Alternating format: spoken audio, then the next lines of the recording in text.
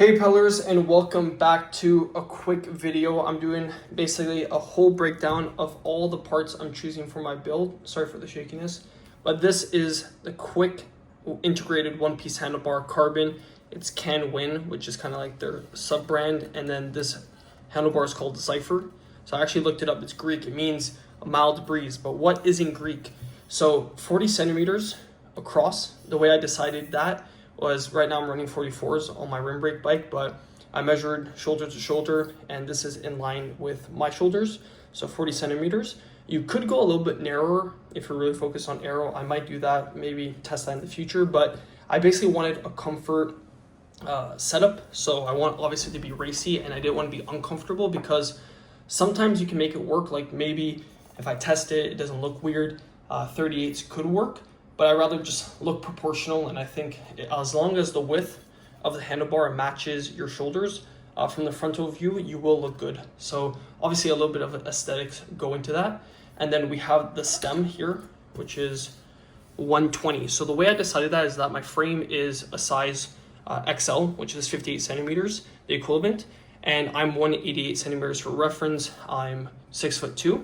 So I went with the correct size frame. I could have sized down to a 56, but then you would have to run a 130 stem.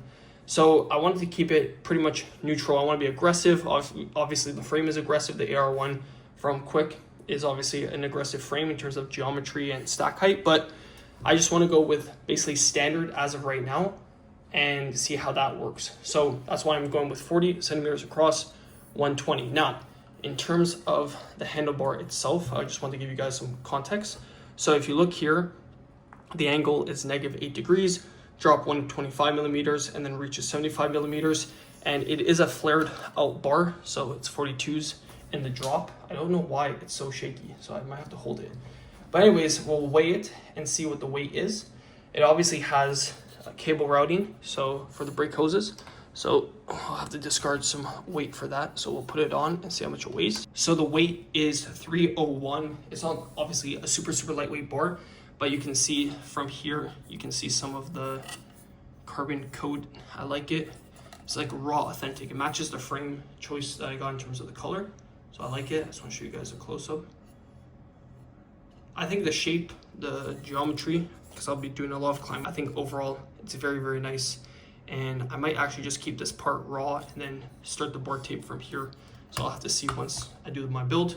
But the weight out of the way, I do want to talk about something super important. So these are the spacers for the stem. So it seems like it's 3D printed. It's actually really good quality in terms of how it's done. So it has this that connects to the underneath.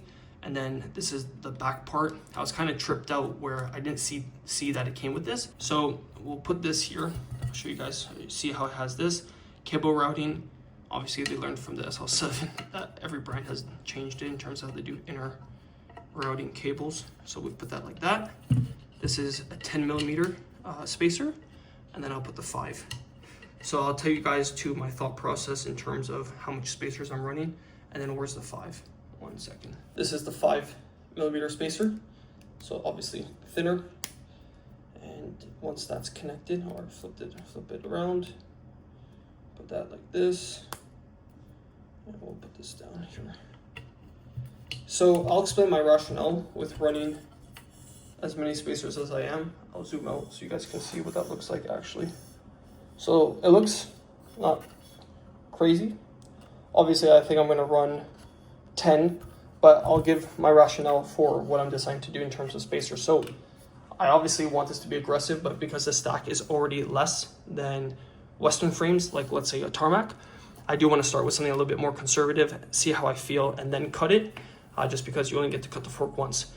So I think even maybe once my body adapts, I'll just get rid of 5 millimeters and stick with 10. And I might run 10 and then keep 5 on top. So I'll have to decide whatever's the easiest. I also forgot to show the top cap. Here is the compressor plug, so that's nice. And then this is the top cap, which I think they did a good job as well. It looks very clean, very sleek. And that brings me to this part. So we know Tadej Pogačar, he runs the Hulk sticker. So I got some Batman themed stickers in the same style. So I have this one, which I think I don't like it too much. I have Catwoman. We can put Catwoman on it. It's kind of weird.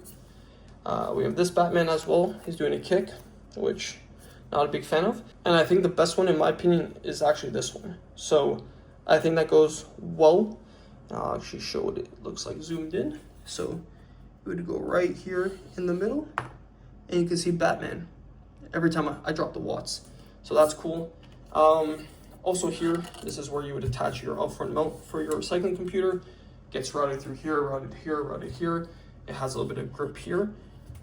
So overall, a good quality bar. I'll have the price listed in the description along where you can purchase it, and obviously that helps out the channel. So if you do want to pick yourself up this bar, but overall for the build, for what Quick is offering, it's a great bar, matches the Quick Pro very cleanly, very aesthetic.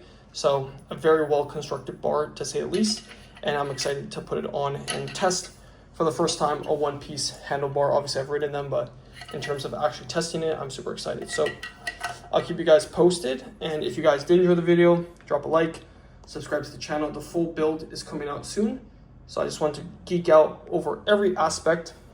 And I just want to mention this really quick, is that it's better if you're buying a one piece to go a little bit more conservative. So like I said, usually for your normal frame size, you'll have a recommended stem length. Unless you're going to be dropping that down, then you'll have to extend. But if you're just keeping based on your height what the recommended size bike, then don't go anything crazy unless you have experience and you like that position, because once you invest in this, you have it, right? You can't change anything. So until the next one, keep on pedaling.